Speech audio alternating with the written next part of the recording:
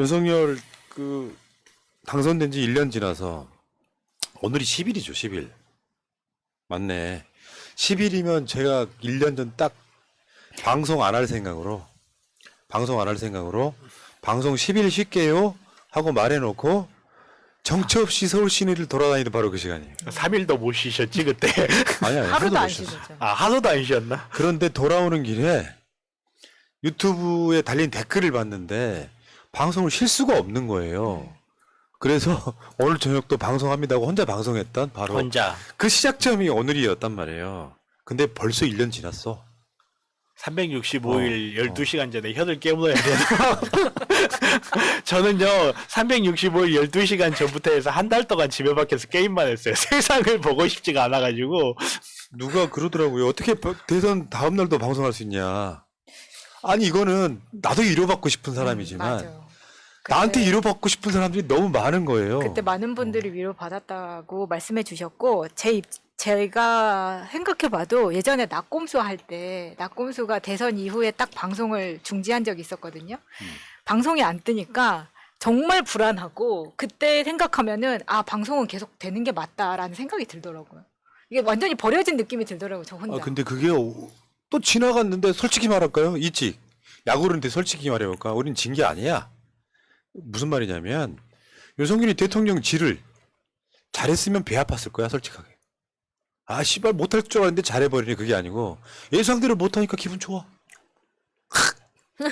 나라는 거덜났어요 지금. 아니 그러니까 저는 사실 기분이 좋지는 않습니다. 아니 나는 솔직히 말한 거야. 예상대로 못하니까 기분 좋아. 야당하기 쉬워. 못한다고 잘하는 것도 소리 질렀던 건 저 국민의힘 지지자들이잖아요. 근데 못하니까 못한다고 소리 지르는 걸 누가 뭐라 그래? 주위에서 잘한다는 사람이 한 명도 없어. 예상대로 못한 게 아니라 예상보다 더 못하는 게 문제. 자, 1년 지난 갤럽. 그러니까 지금 대한민국에서 나오는 여론조사 중에 그나마 갤럽이 가장 정확하다라고 보는 여론조사예요. 오늘 윤석열 지지율 2% 떨어져서 34. 그러니까 1년 지나서 윤석열 지지율은 34% 됐습니다. 야, 지지율 엄청 훌륭하죠. 이거 니들한테는 재앙이야, 이거. 34% 지지율 나오는 대통령이 어딨어. 집권 1년도 안 됐는데 당선만 1년 된 거지. 지금 한참 막 그 리즈 시절을 지내야 되는 시기야. 왜냐면요. 윤석열이 무슨 노동개혁 한다 그러잖아요. 실제로 총선이 그 사이에 있기도 하지만 윤석열이 할 수 있는 걸 할 수 있는 기간은 집권하고 1, 2년이에요. 총선 지나고 나서 만약에 국민의힘이 또 소수당 되면 아무것도 못하고 식물됩니다. 그러니까 지금 윤석열은 파워가 제일 셀 때예요. 근데 지지율이 34%. 그 지난 1년간의 국정수행 평가가 윤석열 득표율 이상으로 나온 적이 없습니다, 지금. 근데 이 여론조사도 이제 우리는 알게 됐죠. 이념 성향은 어떻게 되느냐. 윤석열 지지율이 떨어졌어, 2%. 이념 성향별로 한번 볼게요. 보수 333명. 진보 217명. 이래. 근데 120명이나 차이가 난다는 건 너무 심한 거 아닌가요? 이거 30% 뭐. 그러니까 여론조사 방식도 난 바꿔야 된다고 생각해요. 여론조사 방식에 표본을 채울 때 그 사람이 보수인지 진보인지에 대해서는 묻지 않아요. 그냥 지역에 사는 연령대와 남녀 성비 정도만 물어요. 그럼 더 왜곡 장난이 심해지지 않을까요? 미국에서는 어떻게 물어보는 줄 아세요? 개 키워요, 고양이 키워요? 그래요. 왜요? 보통 개들 보수적인 사람은 개를 키우는 경향이 있고 진보적인 사람은 고양이를 키우는 경향이 있어서 미국 그 여론조사 할 때 그렇게 질문합니다. 왜냐면 거기는 보수냐 진보냐 물어보는 것 자체가 불법인가? 불법이라기보다는 그렇게 물어본 것 자체가 그 뒤에 답을 결정해 버린다 그래요. 그러니까 저런 정도 상황에서도 윤석열 지지율은 떨어졌다. 그리고 이제 국민의힘은요, 당대표를 새로 뽑았잖아요. 그럼 언론들이 많이 빨아주고 막 그러잖아요. 그러니까 컨벤션 효과를 살짝 누릴 거예요. 한 며칠 정도.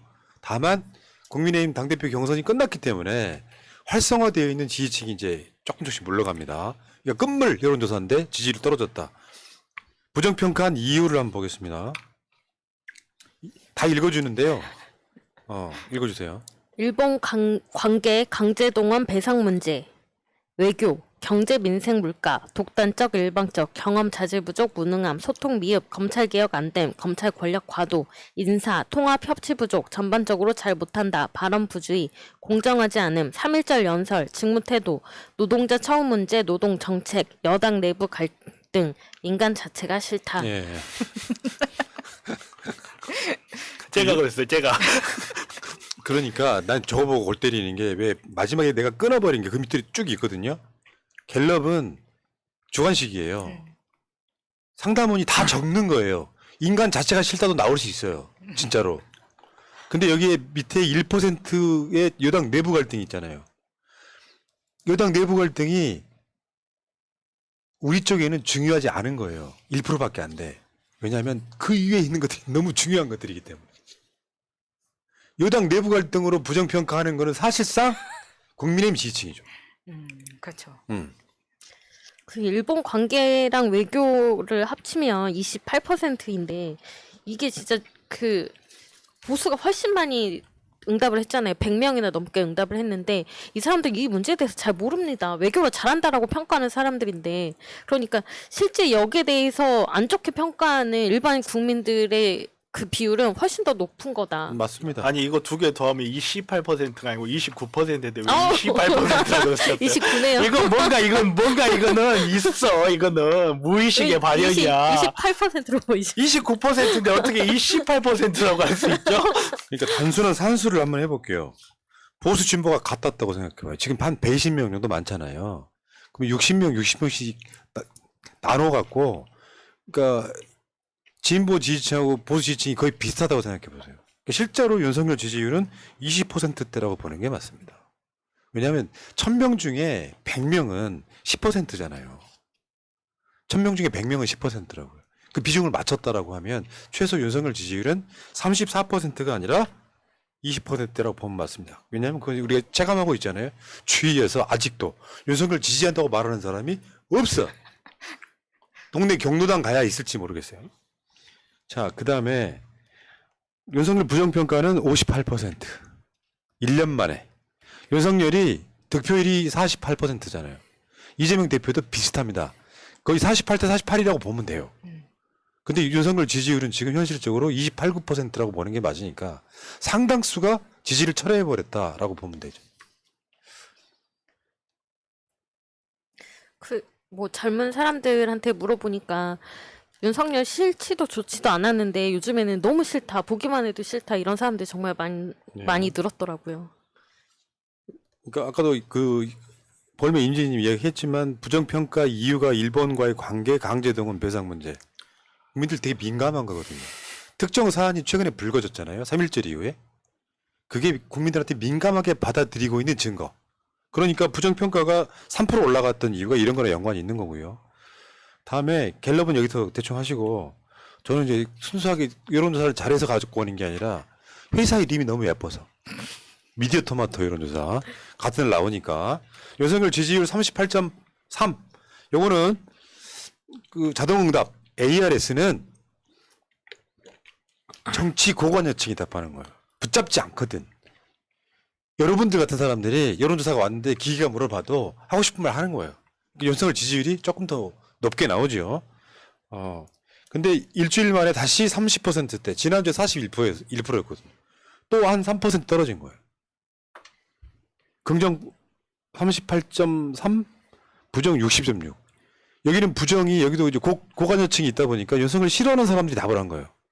그러니까 지지율이 갤럽보다는 높지만 부정평가도 높잖아요. 그래프를 한번 볼까요? 저런 정도 그래프는 정상이 아니라니까요. 저건 거의 탄핵 수준이라고 보시면 되죠. 그렇죠. 실제로 윤석열 지지율이 10%로 떨어지는 경우는 없을 가능성이 높습니다. 나라를 팔아먹어도 찍는 사람들이 있으니까. 네. 그다음 이번에 저 안철수하고 그 김기현하고 당내 경선할 때 안철수는 대접받고 싶어 했잖아요. 공동정부라고. 윤석열 안철수 공동정부 합의 이행 여부 66.9%가 공동정부 합의가 잘 이루어지지 않음. 공동정부 합의가 잘 이루어지고 있음 한 게 16.6이잖아요. 이분들은 그냥 뇌가 없는 거예요. 어떤 공동정부요? 해도 안철수는 수사를 안 받았지 않니? 아, 그런 거야? 그 뜻이 아닌가. 사실 그리고 이런 답변은 대부분 이미지거든요. 음. 대부분 사람들이 공동 정비 하부가 뭔지도 잘 모를 거예요. 안철수랑 언제 공동정부 했어? 그러니까 그렇게. 사람들 잘 몰라요. 잘 모르는데도 불구하고 여기에 대해서 이런 답변이 나왔다는 거는 그냥 한마디로 제가 봤을 땐 그래요. 안철수 아직도 안 잘랐네. 아니 근데 이번에 안철수가 혼자 단일화 1주년 기념을 했어요. 아니 결혼하고 나서 결혼 기념을 혼자 했다고 1주년. 당시만 순애보네 순애보. 밖에 나가서 저 뚱뚱한 남편은 지금 바람 피고 있는데 본인 혼자 당신과의 사랑을 영원히 기억할게요 막 이러면서. 근데 재미있는 여론조사가 있습니다. 오늘이 1년 전 20대 대선 투표일이라면 여기서 한번 보세요. 이재명 대표의 득표율이 대충 비슷하게 나왔어요. 이재명 찍었던 사람들은 사실상 거의 비슷한 수준으로 지금 1년 전 대선 투표일이라면 이재명 찍겠다라고 얘기한 거고, 윤석열은 지금 10% 정도가 빠졌다는 게 이 여론조사를 봐도 보이죠. 윤석열 찍었던 사람 중에 10% 정도는 지지 처리했다는 거죠, 지금. 아, 대선 다시 하자. 아직도 39.3%나 됐다. 진짜 막강하다. 아유 진짜. 아, 그러니까 내가 말했잖아요. 그런 분들은 윤석열이 지금 나라를 팔아먹었다는 걸 이해를 못하는 겁니다. 일본과 사이좋게 지내면 좋은 거지 뭐. 미국과 잘 지내면 좋은 거지 뭐가 그렇죠. 아니라 일본과의 관계는 어떻게 돼야 되냐면 미국까지는 우리가 이해해. 워낙 강대국이니까. 한국과 일본을 동등한 이치에 놓고 외교할 수 있는 거를 윤석열이 일본 밑으로 쏙 기어 들어간 사건. 자, 어쨌건 오늘이 대선 1년 전 대선 투표일이라면 이재명 대통령이네요. 아, 그러면 이재명 대표에 관련한 수사는 검찰이 이재명 대표가 말하지 않아도 다 불송치로 끝났을 텐데요. 검찰의 특성이 있잖아요. 알아서 기는 거. 그리고 김건희는 지금 감옥 가 있을 겁니다. 압수수색 한 300번 받고요. 그럼 김건희가 압수수색 한 두 군데만 해도 나올 것 같은데 뭘 300군데씩이나. 하긴 또 검찰이 제가 한 말은 약간 거짓말일 수 있는 게 친검. 그렇죠. 애들은 친검. 그렇게 안 했겠죠. 예. 저는 안 했을 거라고 봐요. 근데 윤석열이 이제 자기 밑에 있던 애들뿐만 아니라 검찰 출신을 지금 이 정부에 박은 게 70명이랍니다. 70명이요. 검찰 출신만. 뭐 진보에서 정권을 잡았을 때는 그렇게 누구 하나만 임명을 해도 코드 인사라고 난리를 치더니 지금 70명이면요. 지금 장난합니까? 이거 표로 보면 더 어마어마합니다. 이 표 한 장 안에 다 들어가지도 않아요. 이 70명이. 일단 주요 인연. 2년 한번 볼게요. 주요만 할기한 나왔습니다. 서울대 법대 원희룡, 권영세, 석동현, 정승윤, 박성근, 김용원. 이게 우리가 모르는 사람들이 있는 거예요. 그렇죠. 잘 모르는 사람. 이영상 이게 다 서울대 법대 출신들. 저거 사실 이거 국정농단이 가까운데. 그렇죠. 그리고 이제 카테고리가 있는 거지. 그 다음 거 한번 보여주세요. 40년지기 이완규, 밥총무 이시원. 여기는 이제 약간 지밀 라인들이 많이 있습니다. 장모 변호 주진우 뭐 인호공 카풀. 카풀. 그 자생 한방병원 사위. 예. 좀 미치겠다. 윤재순 총무. 또 제 중에는 검사가 아니고 검찰 출신인데 윤석열의 금고직이었던 애들이 대통령실로 그냥 오는 경우가 윤재순이죠. 맞아요. 예. 윤재순 쟤는 검찰에 있을 때 이 성희롱성 발언을 너무 많이 해가지고. 음담패설 1인자. 그리고 다음은요, 여러분들이 누군지 보이지도 않을 거예요. 다음 거 보여주세요. 잘 보이지도 않는다고. 깨알 같아가지고. 여기 자세히 보면 아까 말씀드렸던 권영세, 한동훈, 원희룡, 박민식, 그 다음에 이게 지금 다 업데이트가 되어 가고 있는 상황이에요. 매번 또 사임하고 나가는 사람들, 다시 새로 들어온 사람들, 여기 날짜까지 다 적고 있는데, 최근에 임명된 사람들도 많이 있습니다. 그 안에는 지금 보시는 사람 중에 고발사주의 조상훈, 이 사람도 검찰 출신인데 들어왔다가 지금 다시 사임을 하게 됐는데, 이거 주가 조작 의혹 사건의 변호인이기도 합니다. 그러니까 다 내부 카르텔 안에서 로펌에서 쓰듯이 했던 검사들이 다 대통령실로 다시 다 들어오고 있는 거예요. 그랬다가 걸리면은 잠깐 나갔다가. 이게 요거는 다른 한편에서 나라 말아먹는 소리예요. 윤석열이 그랬잖아. 내 머리가 똑똑하지 않다는 걸 인정하는 듯한 뉘앙스로 사람 머리 빌려 쓴다. 김영삼 방식을 택했는데 결국 전문가를 영입하는 게 아니라 검사를 데려다가 일자리 주기. 요거 이제 총선까지 이제 그 방향으로 가는 거예요. 검찰 출신이 그러니까 20여 개 기관에 두루 임명됐는데 장 차관급만 13명. 근데 진짜 무서운 게 뭐냐면 이 검찰 출신 이 공무원이 장 차관급에 올라갈 수 있을 정도의 전문 지식이 있는가에 대한 의혹, 물음표 이게 많기 때문에 국민들은 두려운 겁니다. 아무나 다 지금 검사 안 치고 있는 거잖아요. 근데 이렇게 주변에 다 자기랑 인연이 있는 사람, 특히 막 검사 출신으로만 한다라는 건 사람들을 못 믿는다는 뜻입니다. 이게 자기에 대한 확신이 없는 사람이나 지지 기반이 약한 사람들이 이런 식으로 행동을 하는데 믿을 거는 검사들밖에 없어 라는 생각 때문에 그냥 다 이런 사람들만 채우는 거고 이런 사람, 내 주변 사람들만 있기 때문에 서로 잘못이 있어도 잘 덮고 잘 무마해 줄 거야. 우리 해먹을 게 없으면 다 통할 거야. 이런 뜻으로 지금 계속 같은 사람들 기용하는 거죠. 그러니까 제가 늘 우리 윤석열 대통령을 늘 걱정하는 입장에서 왜 얼마 전에 그 일국의 뚜껑께서 큰 책 하나 들고 오셨잖아요. 펠로폰 네소스 전쟁. 해가지고 뭐 신흥 강대국, 뭐 구강대국의 체제 전쟁, 뭐 어쩌고 저쩌고 막 이렇게 해석하시는 분들이 있던데요. 아니에요. 펠로폰 네소스 전쟁에서 진짜 중요한 핵심은 뭐냐면요. 딱 한 줄로 요약하자면요. 넘버 2를 조심하라요. 항상 넘버 2가 제끼지 넘버 1을 다른 사람이 제끼는 게 아니에요. 그러면 윤석열한테 주는 메시지인가요? 뭐 그렇게까지 보겠습니까만은 아무튼 간에 그 책을 열심히 탐독하시는 분은 도대체 무슨 이유에서 탐독을 하고 계실까 보호하려고 그러는 거겠죠. 넘버 2가 제끼려고 할 때. 근데 진짜 펠로폰 네소스 전쟁에 들어있는 함의는요. 넘버 2를 조심하라요. 그런 거였어? 예. 검사 출신 열심히 뽑고 있는데요. 진짜 나중에 등에 칼 꼽는 거는 제가 봤을 땐 검사 출신이에요. 이제 쿠데타야, 쿠데타. 왜 윤석열 인기가 확 더 떨어지잖아요. 그렇죠. 제일 먼저 등에 칼 꽂을 애들이에요. 내가 봤잖아. 윤석열 특검에 어미준. 아니, 강백신. 그렇죠. 아니 누구라고 말은 못하는데 진짜 뚜껑 열릴 거예요. 네. 그날이 오면 뚜껑이 확 열리죠. 어쨌건 지금 검찰청에 있는 검사 뺀 거죠. 검사 수는 한 2,000명 정도 된다고 하니까. 근데 이제 그거 하나 드리고 싶어요. 파견 나가고 막 해. 막 교육부에 나가고 막 복지부에 나가고 막 이런 식이잖아요. 근데 그거 합쳤더니 70명인데 윤석열이 정말 못하고 있는 것 중에 하나가 이거죠.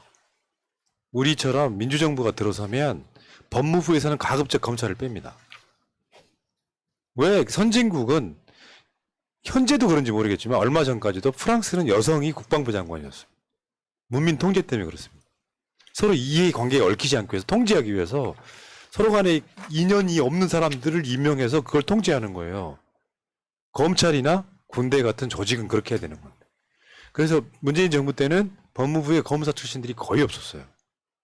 그리고 상당수가 민변 내에 있는 사람들이 거기에 들어가죠. 그랬더니 윤석열이 거기에 대한 빡이 친 거예요. 민변 사람들이 다 해먹었다 이렇게 이야기한 게 그것 때문인데 서로 사법연수원 뭐 이런 관계들이 없는 사람들이 들어가서 학연이 없는 사람이 들어가서 문민 통제해야 되는 건데 지금 다시 법무부에 검사들이 어마어마하게 파견되고 있는.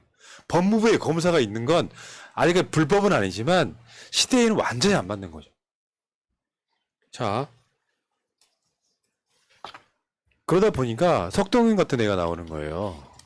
배상해달라고 악쓰는 건 한국밖에 없다. 미치는 거죠. 얘는 그냥 또라이. 그러니까 윤석열이 디테일하게 지시하지 않아도 알아서 해줄 만한 사람들을 뽑다 보니까 다 오랜 친구였던 사람들을 뽑을 수밖에 없는 거예요. 인력풀이 이렇게 한정되어 있는 겁니다. 전문가를 쓸 수가 없는 거예요. 아니 자기들은 전문가인 줄 알걸요. 나 금융수사 해봤어. 아 그래 금융감독원. 나 회계사야. 아 그래 그러면 금감원 가서 이것 좀 덮어봐. 뭐 자기네들끼리 다 알잖아. 아 내가 그거 수사해봐서 아는데 내가 옛날에 그거 수사해. 아니 회계사 출신하고 금감원 도대체 무슨 상관입니까? 영어 잘하는 거 법무부 장관과 도대체 무슨 상관이에요? 아니 펠로폰 네소스 전쟁도 한글로 있더만 그렇게 영어 잘하시는 분이 아니 다양한 관점에서 다양한 시각과 다양한 이해를 반영을 해야 되는 게 정치라는 영역인데 예. 이 정치의 영역에서 한 직업과 법이라는 하나의 관점으로 바라봐 버리니까 외교가 그 모양 그 꼴이 되는 거예요. 미국하고 한국하고 일본 사이에 법이 무슨 의미가 있습니까? 일본하고 한국은 따로 이해관계가 따른데 너네는 우리나라 법 뭐에 위반되고 있어? 그러면 일본이 콧방귀가 낍니까? 우리도 마찬가지인 거고. 근데 그거를 오로지 하나의 시각, 하나의 관점, 검사 출신, 법조인이나 하나의 관점으로 봐버리니까 야 그거 불법이 아니야. 야 그거 범법이 아니야. 아 불법이야? 덮고. 아 그래 법적으로 문제 없어? 믿어? 아, 그러니까 국가라고 하는 시스템을 무너뜨리는 건 그런 거예요. 민주평통은 원래 정권이랑 상관없이 통일 관련한 일을 하게 만들어 줬어요. 근데 일자리 챙겨준 거 아니야? 월급 받으라고 억대 연봉 받으라고. 그래서 서울대 79학번 동기를 거기다 꽂아 박았더니 이놈은 윤석열 잘 보여야 되잖아요.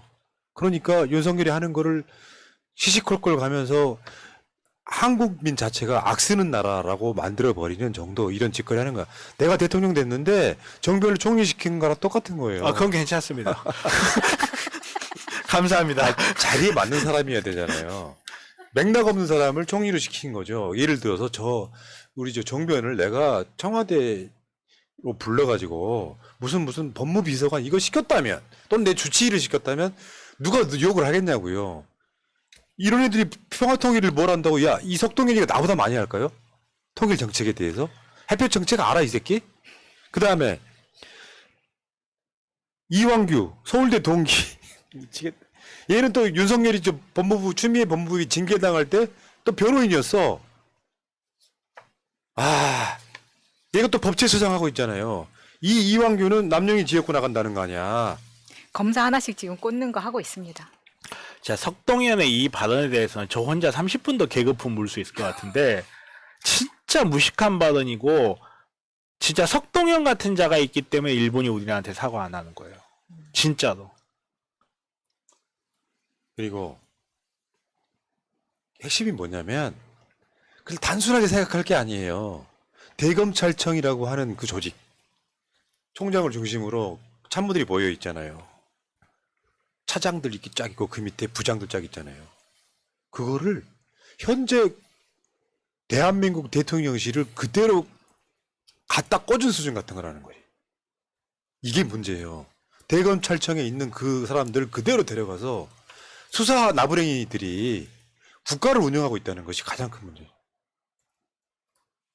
솔직히 말씀드리면요. 검사가 똑똑하다는 생각을 버리세요. 내가 말씀드리잖아 항상. 경찰과 검찰이 뭐가 달라요? 수사하는 거 똑같아.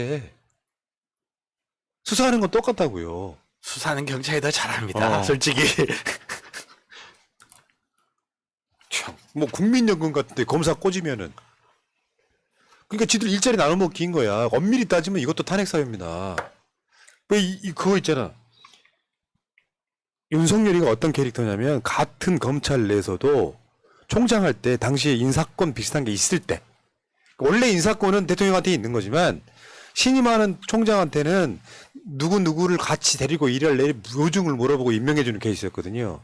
근데 윤석열이가 총장 할 때 노골적으로 특수부 편중 인사를 했었어 당시에. 그때 검사 60명이 조사표를 낸다고 난리쳤던 그거랑 똑같은 상황이 되는 거예요.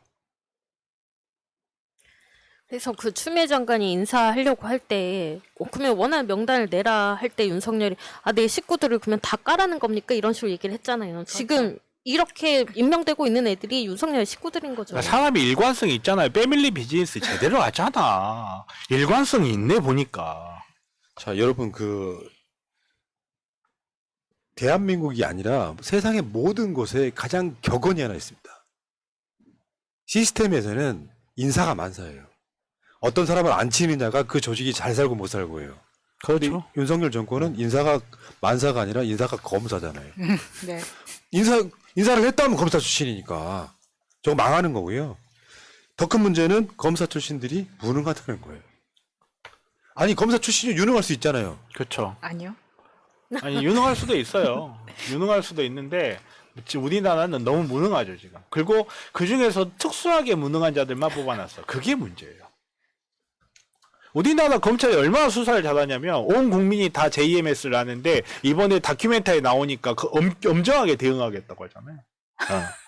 온 국민들이 다 전세 사기가 심각하다는 걸 알았는데 이번에 알잖아. 이렇게 수사를 그러니까. 잘해요. 깜짝 놀랄 일이죠. 회계사 자격증이 있다는 이복현이가 금감원 원장으로 간 것도 최대 미스테리잖아요. 우리는 그게 이복현이가 금감원 들어가서 두 가지 일을 할 거다. 김건희 덮고 이재명 등 수사하고 이번에도 또 검사가 파견됐잖아요. 티오도 없는 자리. 금감원은 만들어서 영장 없이 계좌를 들여다볼 수 있는 권한이 있기 때문이라고 이야기를 했는데 지금 이복현이가 곧 그만둔다라고 하는 썰이 파다해요. 총선 출마할 거니까. 그렇죠. 한 건 했는데. 그러니까 이복현이 답이 안 나간다가 아니고 아직 중요한 역할이 많다. 그건 나간다는 소리예요. 아직 덜 덮었다. 그렇지. 아직 덮을 게 많이 있는데 왜냐하면 그 금감원장 같은 경우에는 공무원이 아니기 때문에 꼭 90일 전에 사퇴하지 않아도 된다고 합니다. 심지어 선거 20일 전에만 후보 등록을 하면 된다고 하는 요 점을 보고 있는 건데 애초에 이제 얘가 서초동 방배동에서 낳고 자랐기 때문에 지금 거주지 서초에 나올 것을 이제 관측이 있었지만 또 동작동에 있는 경문고 출신이에요. 그러다 보니까 이거 동작을에 대한 출마설이 있습니다. 나경원은 다시 용산에서 동작을로 이사 갔더만 최근에. 네. 그래서 지금 굉장히 동작 그만. 동작을에 지금 이복현과 나경원이 붙을 가능성 점쳐보고 있습니다. 자, 어차피 이복현은 도이치모터스 사건 더 풀어 갔나 하는 의심을 받고요. 시간 관계상 도이치모터스 사건 번호 133호는 수사 안 합니까? 요거랑 관련이 있는 거고. 또는 지금 민주당의 이재명 대표 등 관련해서 수사하는 데 있어서 이제 그 영장 없이 계좌 들여다보는 그런 역할이 아니었나. 이복현 빠지면 나머지 또 그 자리를 채워야 되는 검사가 또 검사가 또 필요하니까. 들어오겠죠. 영장 없이 계좌를 들여다보고 있는데도 보강 수사 중이야. 아이고. 정말 골 때리는 놈들이에요. 진짜. 왜 이재명 대표의 이게 340 몇 억? 생각도 안 난다. 428억. 428억. 죄송해요. 428억. 요거 왜 기소 못하냐. 보강 수사 등이란 말에 제가 빡쳐버렸잖아요. 엄청 빡치는 일이죠. 아니 이거를 그 방탄 정당의 오만을 벗어야 된다는 사람 비판을 안 해 보고 있으면.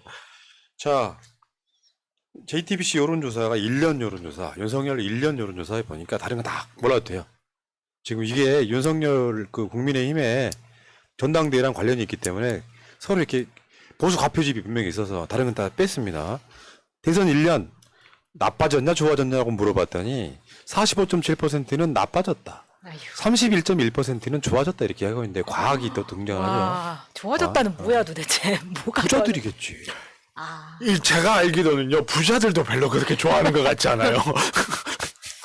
근데 나이가 젊을수록 불만족이 더 커요. 그러니까 60대 이상, 60대 이상은 좋아했다가 더 그러다 보니까 31%가 나오는 거고 20대는 좋아졌다가 8.4%입니다. 그러니까 저 2대남의 그 환상이 깨진 거죠. 뭐 씨발 뽑아줬더니 족같이 하네. 딱 이런 느낌인 거예요. 아니 그걸 왜 뽑아? 뭐 군대 관련된 옷이랑 뭐 이런 것들 예산 삭감하고 네, 예산 삭감해서 그리고 청년 관련된 예산 삭감하고 이번엔 또 노동시간 늘린다고 하고 예. 다 청년한테 직결되는 문제 아닙니까? 자, 그리고 윤석열을 찍었던 아줌마니. 이분 인터뷰를 한번 볼게요. 읽어줘봐요. 그 아줌마 목소리로.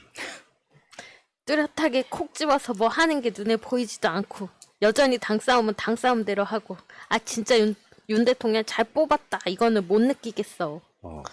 지금 실제로 아줌마. 한두 명씩 정말. 그러니까 지역적으로 저쪽 지역이 아니면 일반적인 지역에서는 윤석열 잘한단 말을 못 하고 있는 상태. 이거 굉장히 중요한 민심이에요. 그리고 윤석열이 이제 가짜지만 캐치프로이 되었던 공정과 상식에 대해서 물었는데 61%가 지켜지지 않았다. 공정과 상식은 지켜지지 않았다.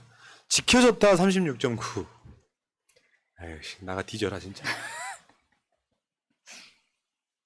여기까지 할게요. 뭐 더 이상 우리가 더 이상 아주 고혈압 올 것 같아. 여기까지 하시고 마지막으로 한 말씀 드릴게요. 투표란 내 삶의 질을 높이기 하는 겁니다. 소위 계급 투표. 내가 투표를 해서 누구를 뽑으면 내 삶의 질이 높아져야 내가 투표한 보람이 있잖아요. 그럼에도 불구하고 삶의 질이 나빠졌다면 다음 투표는 그렇게 하시면 안 되는 거죠.